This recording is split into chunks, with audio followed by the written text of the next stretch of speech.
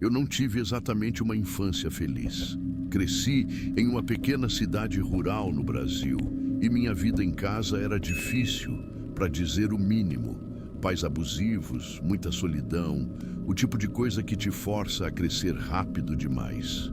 Então, eu passava a maior parte do meu tempo ao ar livre com meus dois amigos mais próximos, Sofia e Bruno.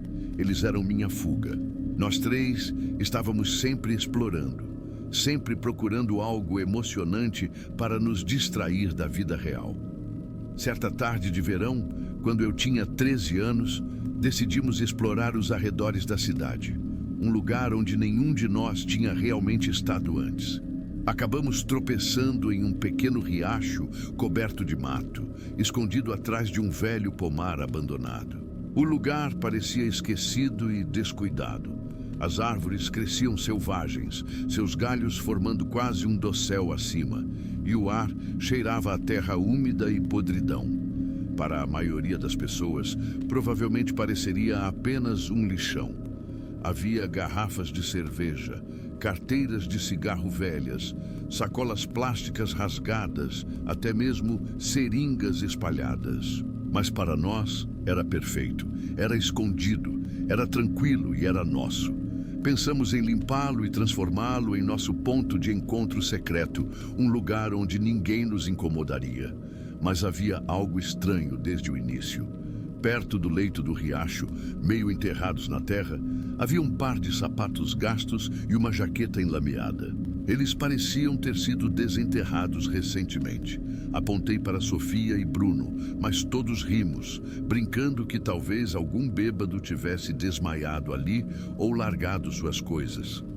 Não pensamos muito nisso, ou talvez simplesmente não quiséssemos. Naquela noite, fizemos um plano. Eu traria uma pá para limpar a bagunça. Sofia traria um pouco de papelão para sentarmos. E Bruno encontrou um banco velho e quebrado em seu galpão. Estávamos realmente animados. Parecia que estávamos construindo algo nosso, longe da porcaria com que estávamos lidando em casa. Mas quando voltamos no dia seguinte, tudo havia mudado. O riacho estava bagunçado, pior do que antes. Os sapatos e a jaqueta haviam sumido, mas agora havia roupas rasgadas espalhadas por toda parte, diferentes, como se alguém tivesse saqueado uma caixa de doações. A poucos metros do caminho, vimos algo que parecia um osso, não pequeno como uma asa de frango, ou algo assim, um grande.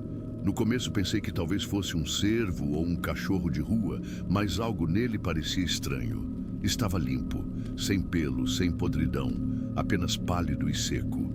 Ainda assim, éramos crianças estúpidas. Rimos nervosamente e tentamos ignorar o desconforto que crescia em nossos estômagos. Foi então que notei uma nota. Estava afixada em uma árvore, tremulando levemente na brisa. O papel estava amarelado e rasgado nas bordas, mas a mensagem era clara, escrita em uma caligrafia irregular e trêmula. Ou você sai deste lugar vivo, ou você sofre como o resto deles, ou algo parecido. Eu nem terminei de ler antes de sentir arrepios. Minha boca secou. Mostrei para Sofia e Bruno. Eles riram, mas não de forma convincente. Era aquela risada forçada que você faz quando não quer que seus amigos saibam que você está morrendo de medo. Nós nos sentamos de qualquer maneira, tentamos nos fazer de durões, mas nem duramos meia hora. Do nada, notei algo entre as árvores, apenas uma forma, alta, escura, imóvel. Uma silhueta preta mal visível através dos galhos. No começo, pensei que estava apenas imaginando. Então, pisquei com força, esfreguei os olhos e olhei novamente. Ainda estava lá. E então se moveu. Deu um passo à frente apenas uma vez. E senti algo frio apertar meu peito. Gritei. Um grito agudo, sem vergonha, puro medo. Sofia e Bruno se viraram e também viram. Todos nós pulamos e corremos. O caminho para fora era íngreme, uma colina coberta de terra solta e raízes. Era difícil de subir mesmo em um dia bom. E estávamos em pânico. Olhei para trás apenas uma vez. Eu queria não ter feito isso. Aquela figura estava nos perseguindo. e não estava sozinha. Juro que vi pelo menos mais 3 ou 4 formas encapuzadas na linha das árvores, observando, paradas como se estivessem esperando. Não sei quem ou o que eram, mas nunca corri tão rápido na minha vida. Sofia estava chorando, soluçando incontrolavelmente. Bruno não fez barulho. Subimos aquela colina como se nossas vidas dependessem disso. E talvez dependessem. As figuras nunca nos seguiram para além do topo. Elas apenas ficaram ali, olhando enquanto desaparecíamos no pomar e saíamos da vista. Há poucos dias, comecei a pesquisar a área do riacho. Deveria ter sido transformado em um parque anos atrás, mas o projeto foi cancelado apenas 2 meses após o início do planejamento. Nenhuma explicação foi dada. Cavando um pouco mais fundo, você encontrará algo ainda mais estranho. Todo aquele pedaço de terra costumava ser um cemitério antigo, mas não havia mais sinais. Nenhuma pedra, nenhuma cerca, apenas árvores, terra e silêncio. Eu não acredito em fantasmas. Nunca acreditei. Mas depois daquele dia, comecei a me perguntar se não havíamos apenas entrado em algum cemitério abandonado. Talvez até o território de um culto. Quem quer que fossem aquelas pessoas, elas não nos queriam lá e deixaram isso bem claro. Quando eu era adolescente, morava numa fazenda em Minas Gerais, onde meu pai era capataz. Essa é uma história difícil, mas quero que entendam como a mente pode mudar e como fazendas podem ser perigosas. Refiro-me às máquinas debulhadoras, que separam grãos com rolos afiados. Nossa fazenda tinha várias delas. Ninguém, nem ele, sabia que meu avô, vovô Zé, estava ficando doente.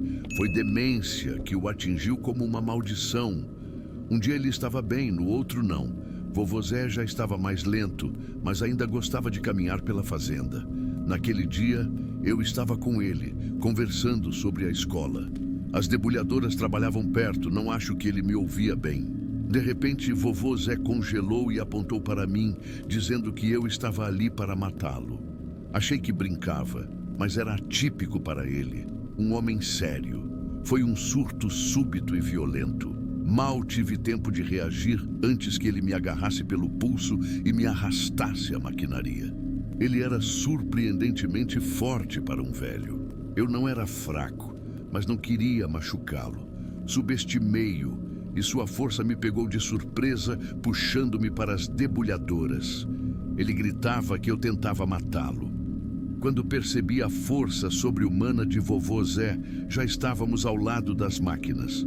Ele gritava coisas assustadoras, me chamando de agente de destruição. Naquele momento eu não entendia, mas hoje a lembrança me entristece. Na hora era aterrorizante. Tentei me afastar. Estava assustado com a proximidade das debulhadoras.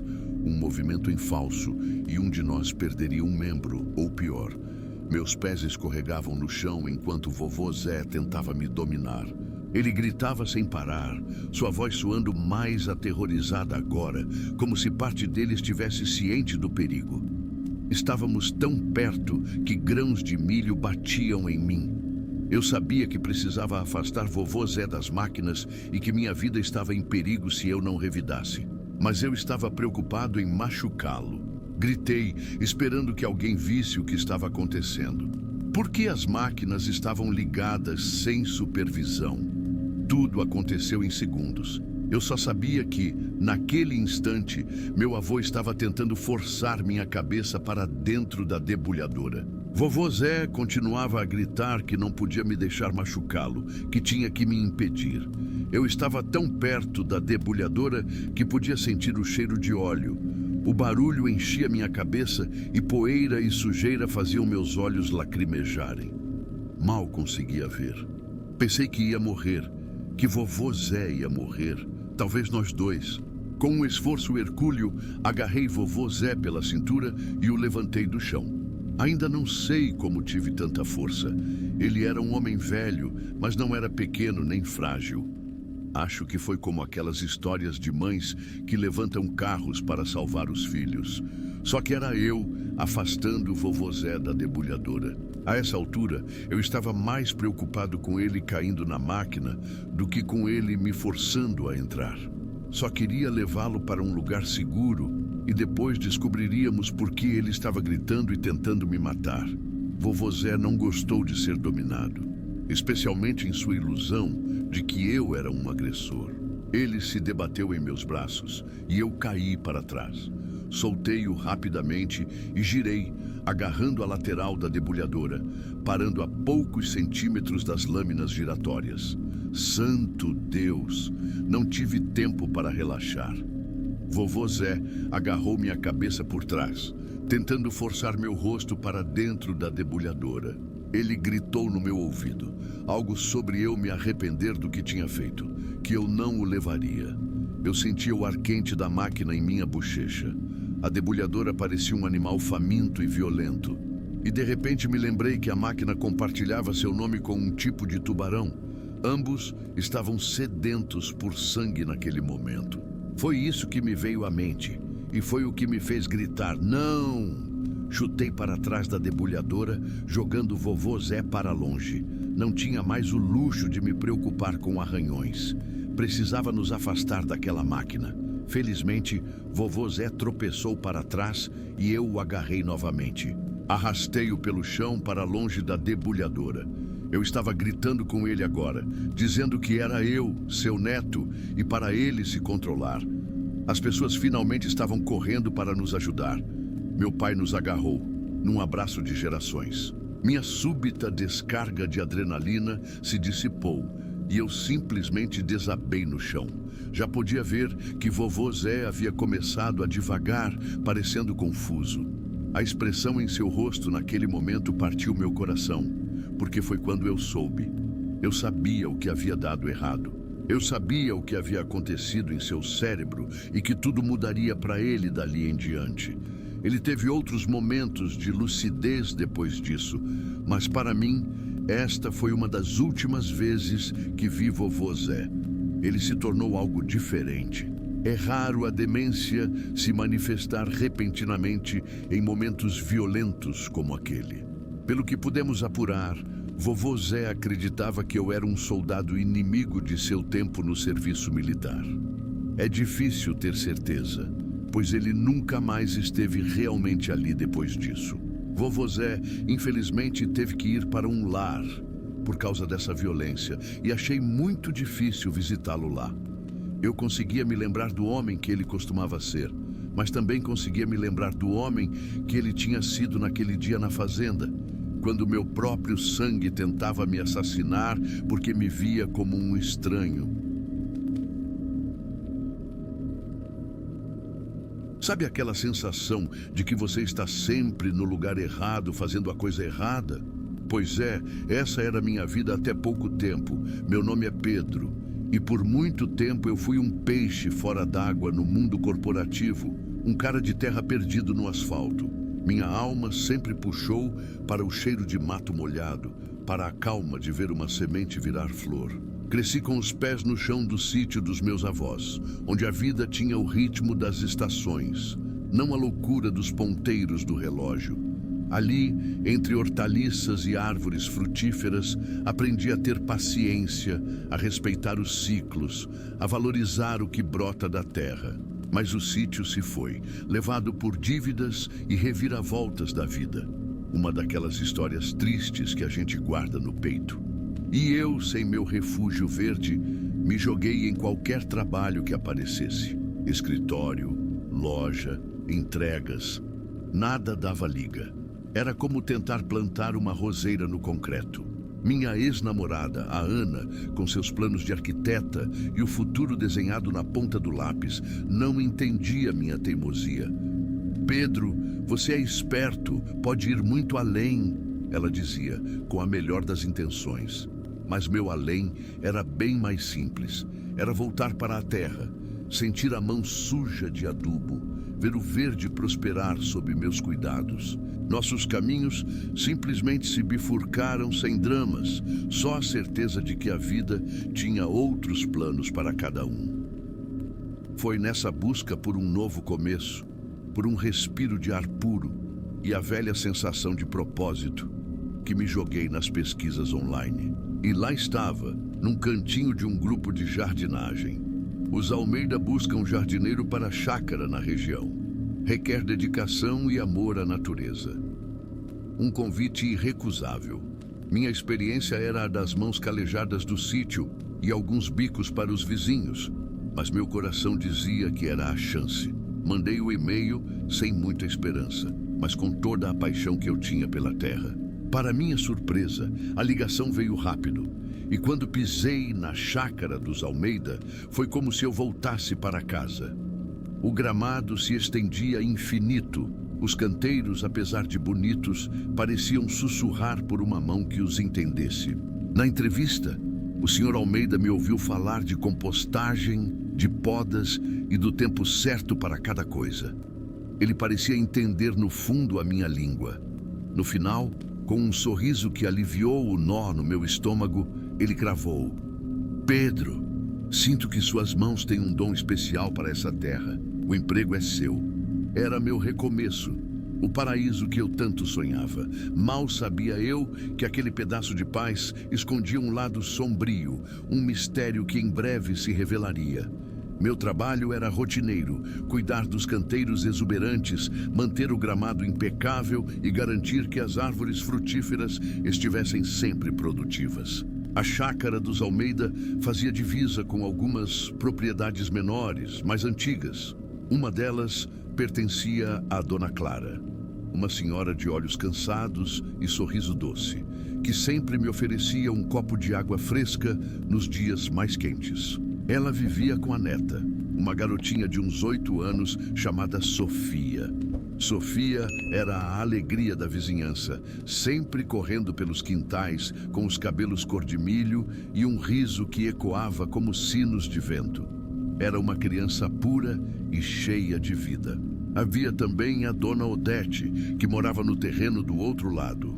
Odete era uma mulher solitária, conhecida por ser reclusa e, para ser sincero, um tanto quanto esquisita. Seus olhos escuros pareciam sempre fixos em algo distante e ela raramente falava com alguém. Mas o que eu sabia, através das fofocas que corriam por ali, era que o marido de Odete, já falecido, tinha uma afeição muito grande por Sofia. Ele costumava dar-lhe doces e presentes e até mesmo construir pequenos brinquedos de madeira para ela. Não era incomum vê-lo conversando com a menina na cerca, enquanto Odete observava de longe, com uma expressão indecifrável. Um dia, enquanto eu podava as roseiras perto da cerca que dividia a propriedade dos Almeida da de Dona Clara, notei Sofia mais quietinha. A voz dela, antes tão vibrante, estava rouca. Dona Clara, preocupada, disse que a menina estava com uma gripe forte, febre e um cansaço que não passava. Coisa de criança, eu pensei, mas havia algo diferente no olhar de Dona Clara, uma preocupação que ia além de uma simples virose. Os dias que se seguiram foram torturantes. Sofia não melhorava. A gripe se transformou em algo mais sinistro. A febre subia e descia sem motivo. A menina começou a perder o apetite. O riso desapareceu. Os cabelos cor de milho pareciam ter perdido o brilho, e a palidez de seu rosto se acentuava a cada dia. Dona Clara levava a neta a médicos que faziam exames atrás de exames, mas não encontravam nada. Diziam que era algo misterioso, sem explicação. Dona Clara estava arrasada, e os sussurros começaram a se espalhar entre os poucos vizinhos. Sussurros sobre feitiços, sobre olho gordo, sobre rituais. Eu estava regando um canteiro de girassóis quando Dona Clara veio até mim com o rosto marcado pela insônia e pela dor. Pedro, ela disse, a voz quase inaudível. Eu sei o que está acontecendo com minha neta. Parei o regador e a encarei, esperando. É a Odete, ela continuou, os olhos marejados. Ela nunca gostou do carinho que o marido dela tinha pela Sofia. E agora? Agora ela está fazendo alguma coisa contra minha menina. Eu sinto. Eu tentei argumentar, dizer que talvez fosse apenas o desespero. mas Dona Clara balançou a cabeça. Não, Pedro, eu a vi na calada da noite, naquele canto do jardim dela onde não cresce nada. Ela estava lá com velas e uns objetos estranhos, resmungando, coisas que não eram daqui. Aquele canto onde não cresce nada era uma mancha escura na terra, bem ao lado da cerca que separava o jardim de Odete do meu. Eu sempre notei que ali, por mais que eu tentasse, nada vingava. A terra parecia morta. De repente, a visão daquela senhora reclusa, sempre observando, e a história do carinho do marido dela por Sofia começaram a se encaixar de uma forma arrepiante na minha mente. Uma noite, a curiosidade e um pressentimento me venceram. Fiquei no meu posto na chácara dos Almeida, esperando o anoitecer. A lua estava quase cheia, lançando sombras longas e distorcidas. Por volta da meia-noite, um brilho fraco me chamou a atenção no jardim de Odete. Era ela. Odete estava no canto morto de seu jardim.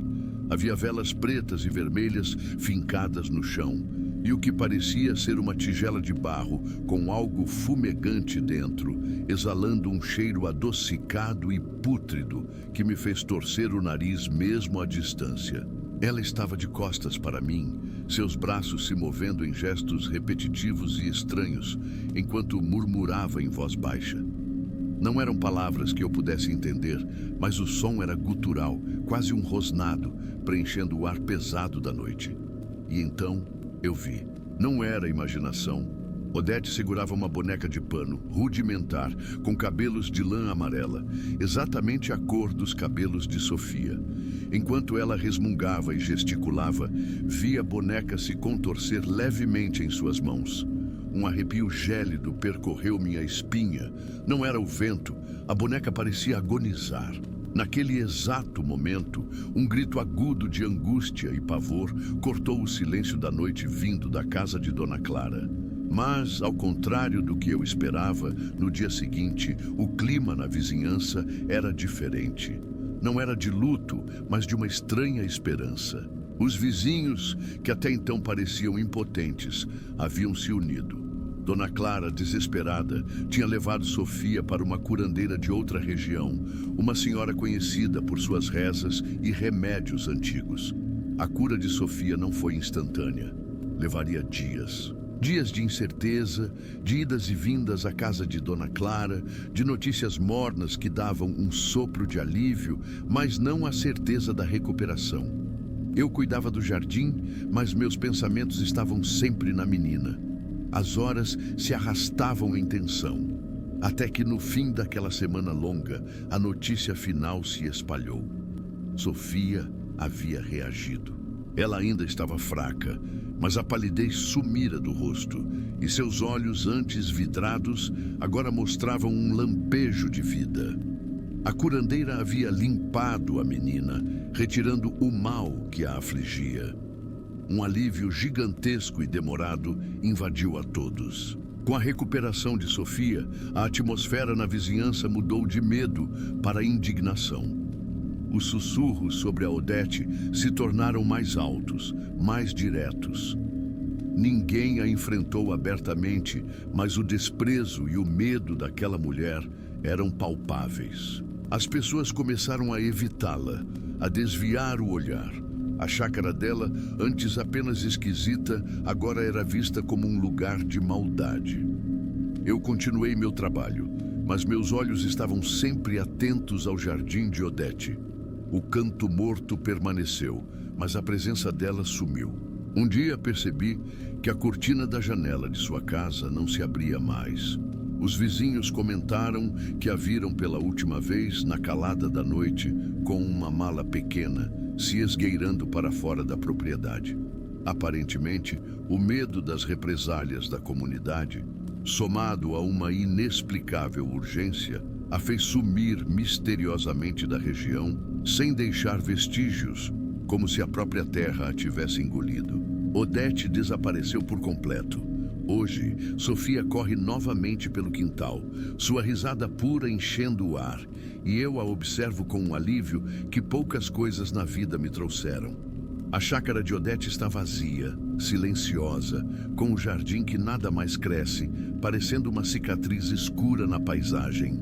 Às vezes, ao entardecer, quando a brisa sopra forte, juro que ainda ouço um sussurro indistinto vindo daquele canto morto, ou vejo uma sombra se mover na penumbra da casa abandonada. Ninguém se atreve a comprar ou sequer se aproximar do terreno de Odete, e a aura de mau agouro paira sobre ele como uma névoa persistente. Os vizinhos evitam o assunto, mas sei que no fundo todos se perguntam o que realmente aconteceu com Odete e se o mal que ela trouxe realmente a levou consigo ou se apenas se esconde, esperando a próxima chance para brotar na quietude daquele jardim amaldiçoado. Se você tem aquela peça de madeira antiga, sabe? Mais de meio século, cheia de arranhões e com umas 1000 histórias para contar só de olhar para ela. Bom, sou eu que dou um jeito de trazer a bicha de volta à vida. Tenho um brechó, sim. Pequeno, quase mais um ateliê, na periferia de São Paulo. Não tem luxo, não, mas é ali que a mágica acontece. Para mim, a gente não vende só móvel, a gente vende um pedaço do passado. A alma de quem usou aquilo parece ficar impregnada na madeira. Pelo menos era o que eu sempre achei. Até aquela cômoda cruzar meu caminho. Passo os dias lixando, polindo e acertando uma gaveta teimosa que emperrou sabe-se lá quando. O cheiro de verniz fresco misturado com aquela poeira antiga e um toque de mofo. É meu perfume favorito. É um trabalho meio solitário, eu sei, mas a companhia dos móveis já me basta. Eles não reclamam, não mentem, e a maioria guarda os segredos bem guardados. A maioria, tá? Mas, na semana passada, o telefone tocou e jogou minha rotina pelos ares. Uma voz estranhamente monótona do outro lado da linha falava de um lote de família em uma casa de campo. Um lugar no meio do nada, a umas boas horas daqui. O valor? Irrisório, quase de graça, e eu, com minha eterna paixão por uma pechincha e a promessa de peças únicas, claro que mordi a isca. Mal sabia eu que não estava indo buscar um simples móvel, mas sim uma caixa de Pandora de carvalho maciço. A viagem foi longa. Saí de São Paulo antes do sol nascer, com a velha van do brechó que já tinha mais remendo que lataria nova. O GPS me levou por estradas secundárias, que viraram trilhas de terra batida, até que a vegetação ficou densa demais, com árvores secas e retorcidas cobrindo o céu. O ar, que antes era só cheiro de mato, ganhou um tom úmido e pesado, quase um cheiro de coisa velha, guardada demais. A casa ficava no fim de uma estradinha particular, escondida atrás de arbustos que pareciam nunca ter sido podados. Era um casarão antigo, desses de fazenda com a tinta descascando. Janelas que pareciam olhos vazios me observando. O silêncio era tão absoluto que até o barulho do meu motor pareceu um grito. Estacionei a van, o som do motor morrendo ecoando na mata e um arrepio subiu pela minha espinha. Mau pressentimento, talvez? Bobagem. Era só uma casa velha. Saí do carro e o vento frio me atingiu, trazendo consigo um cheiro de mofo e algo mais. Algo que não conseguia identificar, mas que apertava meu peito. A porta da frente estava entreaberta, convidativa demais. Empurrei-a devagar, e o rangido foi quase um lamento. Lá dentro, a escuridão era quase total, quebrada apenas por algumas frestas de luz que se esgueiravam pelas venezianas quebradas, desenhando listras pálidas no pó que cobria tudo. Então, eu o vi. Ele estava parado na sala de estar, como um guardião silencioso.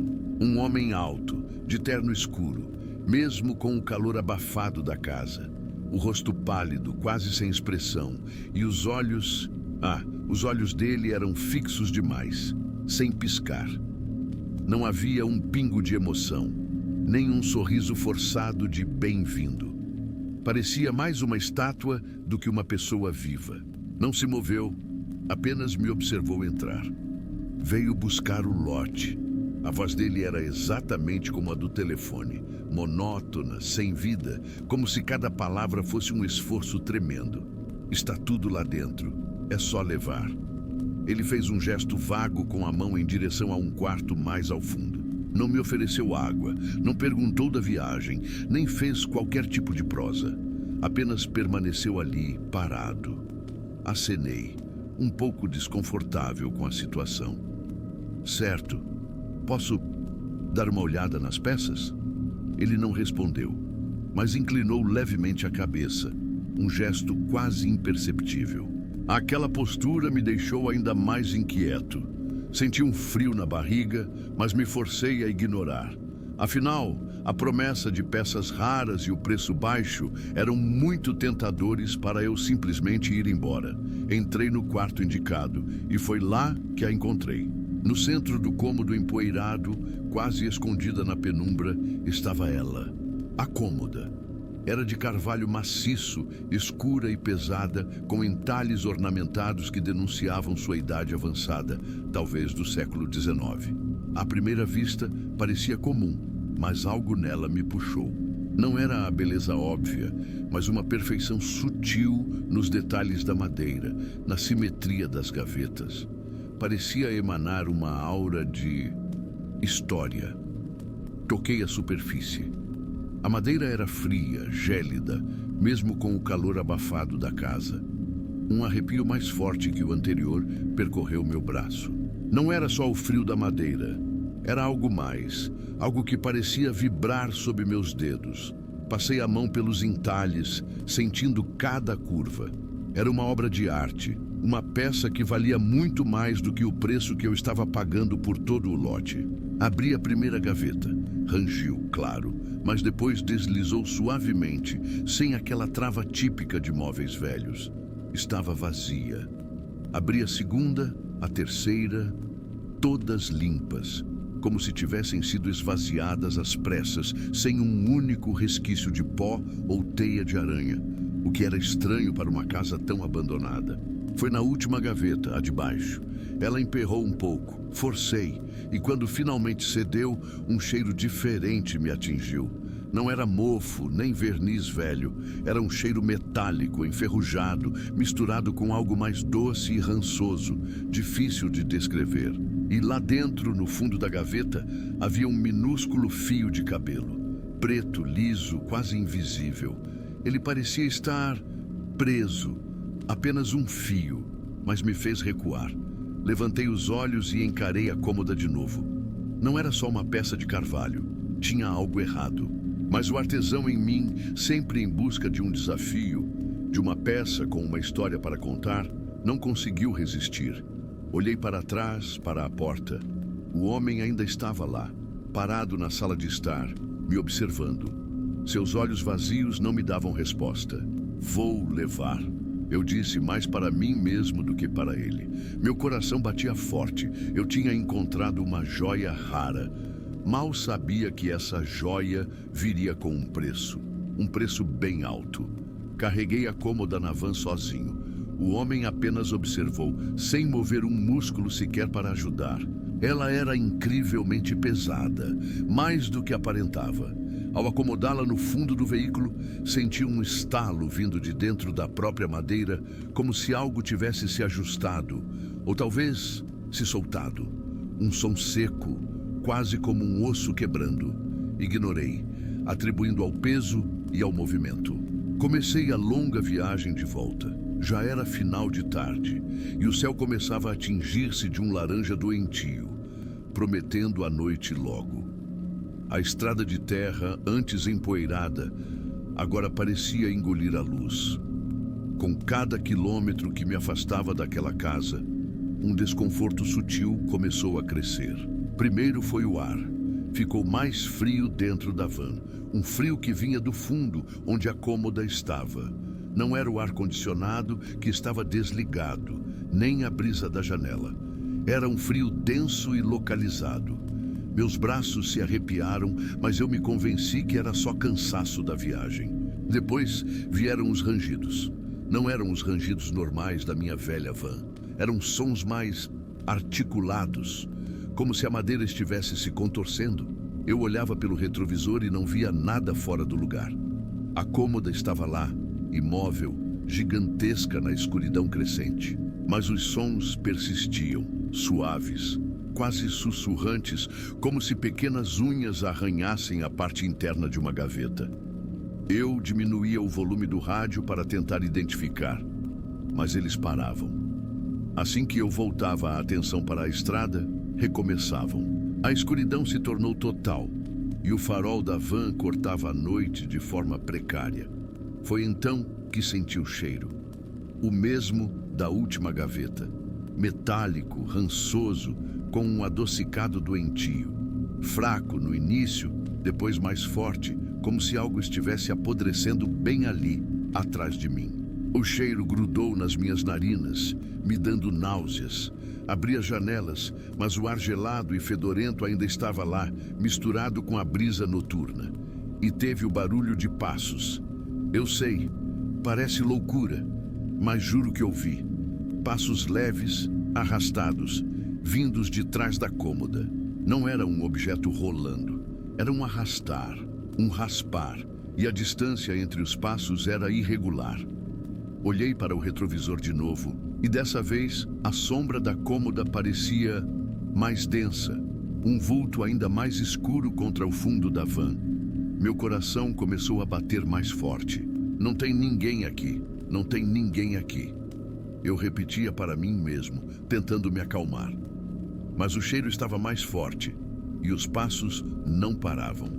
A cada curva, a cada buraco na estrada, parecia que a presença atrás de mim ganhava vida, tornando a escuridão da van mais opressora. Eu só queria chegar em casa. Cheguei no brechó bem depois da meia-noite. Estacionar a van, abrir o portão, manobrar no pátio escuro. Tudo parecia mais difícil do que o normal. O silêncio da cidade adormecida era quebrado apenas pelo vento gelado que fazia as telhas do galpão rangem. Desci da van, o corpo moído, e o frio que vinha do fundo do veículo me envolveu de novo. Acendi as luzes do brechó e o galpão, geralmente acolhedor com suas pilhas de móveis, esperando por uma nova vida, parecia agora um lugar de sombras espreitando. A cômoda, ainda dentro da van, parecia ainda maior, ainda mais imponente na penumbra. Eu só queria descarregar aquilo logo e ir para minha cama. A porta traseira da van abriu com um guincho e a luz do galpão incidiu sobre a madeira escura da cômoda. Nada de extraordinário à primeira vista, mas o cheiro, aquele cheiro rançoso e doce, era quase insuportável agora. E então eu ouvi. Não eram os rangidos da van, nem os estalos do motor esfriando. Era um som sutil, como um sussurro abafado, vindo de dentro da cômoda. Parecia quase uma respiração, muito fraca para ser humana, mas inegavelmente presente. Eu me aproximei, a lanterna do celular na mão, iluminando as gavetas. Nada. O som parou. Respirei fundo, tentando me convencer que era a exaustão. Comecei a puxar a cômoda. Ela se arrastou com um barulho pesado no chão da van. E foi nesse momento que a vi. Uma sombra. Não a minha sombra, nem a de um móvel. Uma sombra distinta e alongada, que pareceu se mover rapidamente no canto do meu olho, bem atrás da cômoda, deslizando da lateral para a parte de trás, como se algo estivesse se escondendo ali. Pisquei e ela se foi. Paranoia, eu pensei. Você está cansado, é só a luz. Mas o ar na van ficou ainda mais gelado. Continuei a empurrar. A cada movimento, ouvia estalos secos vindos da madeira da cômoda, como se algo se movesse em seu interior. Não eram estalos de madeira velha se ajustando. Eram diferentes, mais intencionais, e as sombras das prateleiras e dos outros móveis no brechó pareciam dançar na periferia da minha visão, ganhando formas estranhas, quase humanoides, quando eu não olhava diretamente. Finalmente, com um esforço que me fez gemer, consegui tirar a cômoda da van e arrastá-la para um canto mais isolado do brechó, longe das outras peças. A cada centímetro que ela deslizava, o raspar no concreto do chão soava como unhas arranhando uma superfície áspera, um som que me dava calafrios. Quando a coloquei no lugar, os barulhos diminuíram, Mas o silêncio que se seguiu não era reconfortante. Era um silêncio carregado, pesado, como se a cômoda estivesse agora observando, respirando, esperando. Fechei a van, trancando o portão pesado do brechó. O ar fresco da noite me pareceu uma bênção depois daquele sufoco. Enquanto dirigia para casa, a mente vazia e o corpo exausto, percebi que o frio e o cheiro rançoso tinham desaparecido. O silêncio na minha rua era normal, a luz da minha casa, acolhedora. É o cansaço, eu disse a mim mesmo em voz alta, a voz um pouco rouca. Foi uma semana longa, muitos quilômetros, uma casa estranha. Minha mente está me pregando peças. Eram quase 3 da manhã. Eu só queria dormir e esquecer os ruídos e as sombras. E de fato, ao chegar em casa, tudo pareceu voltar ao normal. A cama era macia, o ar estava fresco e a escuridão do meu quarto era apenas a ausência de luz, não uma presença opressora. Dormi como uma pedra, sem sonhos, sem pesadelos, sem um único arrepio. A manhã seguinte veio com o sol forte e a rotina normal. O café, as notícias, o barulho da cidade acordando. As memórias da noite anterior pareciam distantes, quase irreais, como um filme de terror assistido de madrugada. Eu me convenci. Era a exaustão, pura e simples. Por um tempo acreditei nisso, mas essa convicção desmoronava cada vez que eu pisava no brechó. Era como se, ao cruzar o portão, eu entrasse em outro mundo, um lugar onde a lógica se curvava à presença daquela cômoda. O que começou como sutilezas facilmente descartáveis dia após dia, transformou-se em uma orquestra macabra. Os rangidos e estalos da madeira da cômoda tornaram-se mais audíveis, mais insistentes, um ritmo perturbador que parecia sincronizar com as batidas do meu coração. Eu me pegava parando de trabalhar no meio do dia, apenas para ouvir os arranhões finos e as batidas secas, que pareciam vir de dentro das gavetas, como se algo estivesse lutando para sair. O cheiro rançoso, doce e metálico impregnou o ar do galpão, uma nuvem sufocante que nem as janelas abertas conseguiam dissipar. As sombras, elas eram o pior. Não mais meros flashes.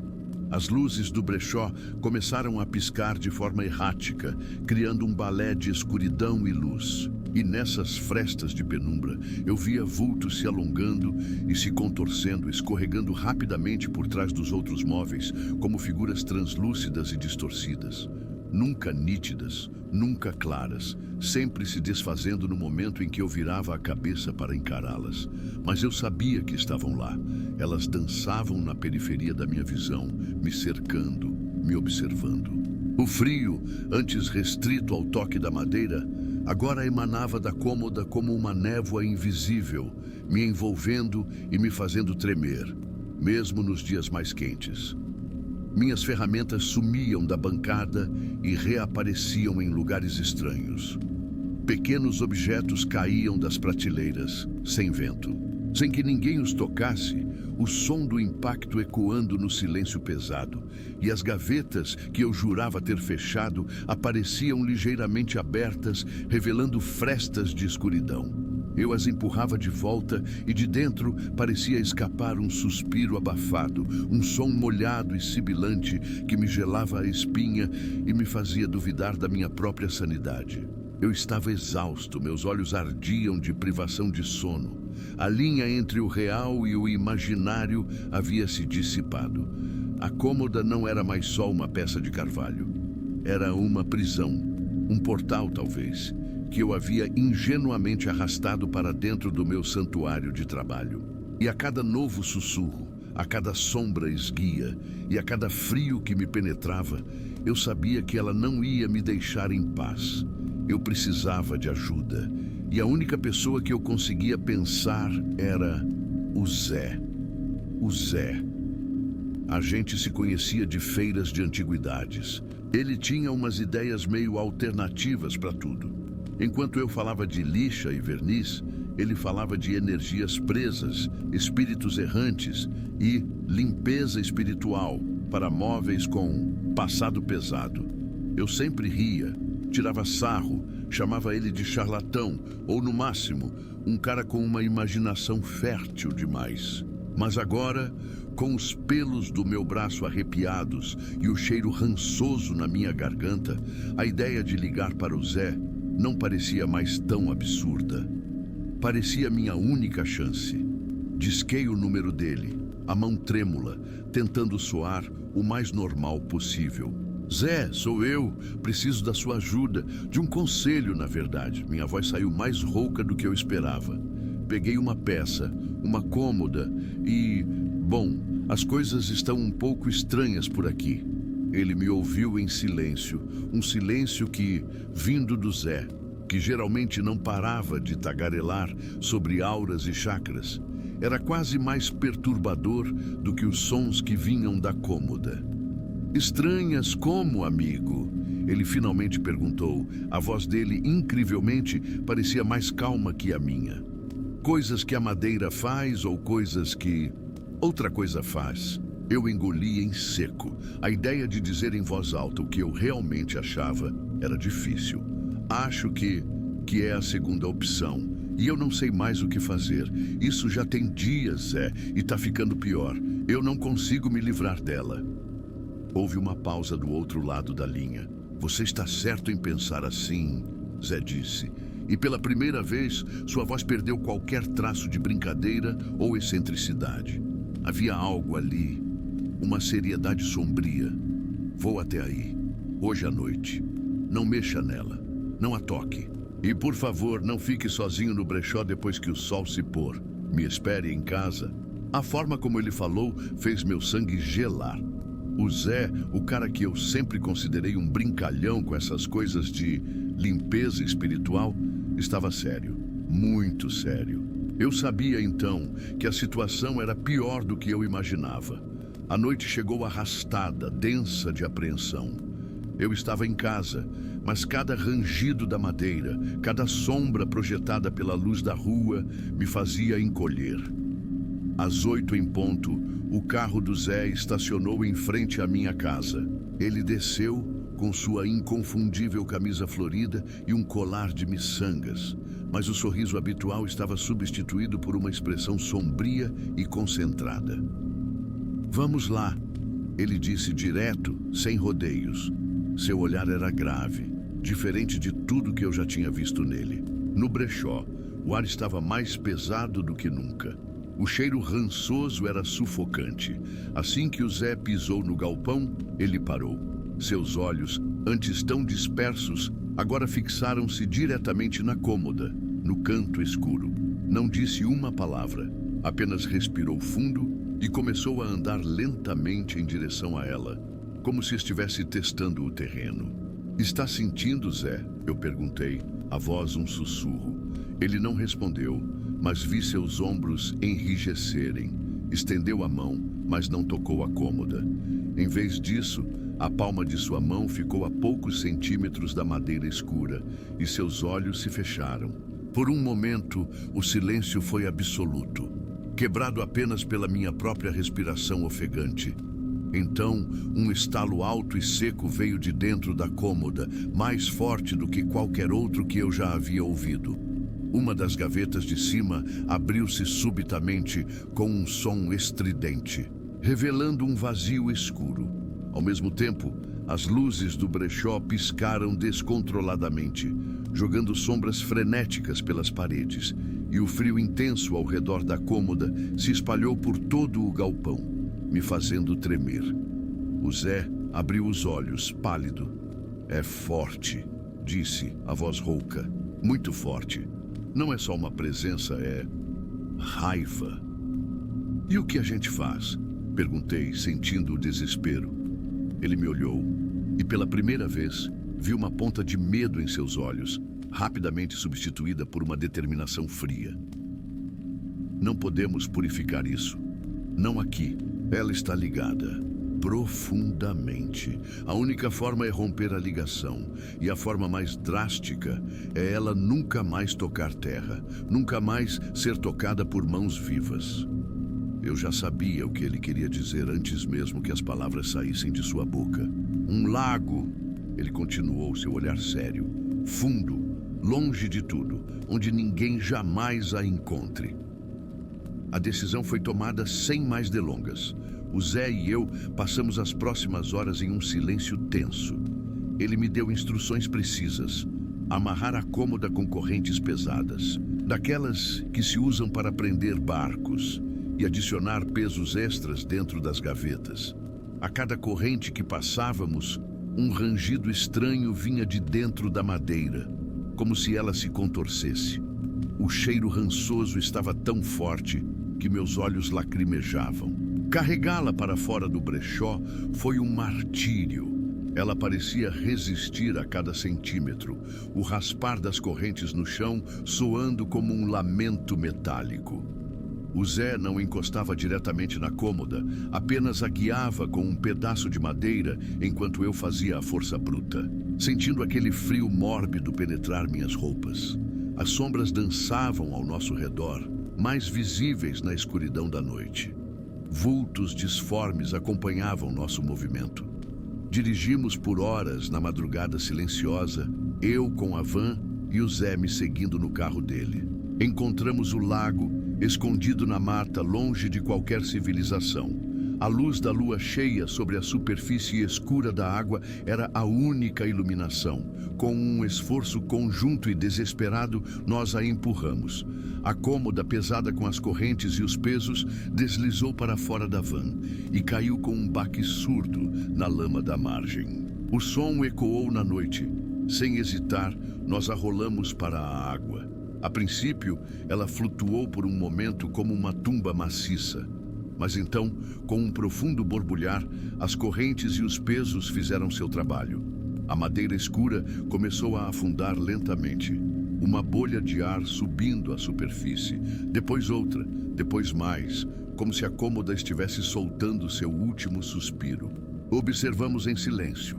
A água se fechou sobre ela, e o silêncio da noite finalmente voltou a ser apenas o som da brisa e dos grilos. O cheiro rançoso desapareceu. O frio se dissipou. Voltamos para o carro, em completo silêncio. O Zé estava suado, pálido, mas seu olhar tinha uma estranha paz. Acabou, ele disse, sua voz quase um sussurro. Eu não sabia o que pensar, o que sentir. Alívio, medo, apenas um vazio cansado. A cômoda se foi, e finalmente a tranquilidade havia retornado para ficar.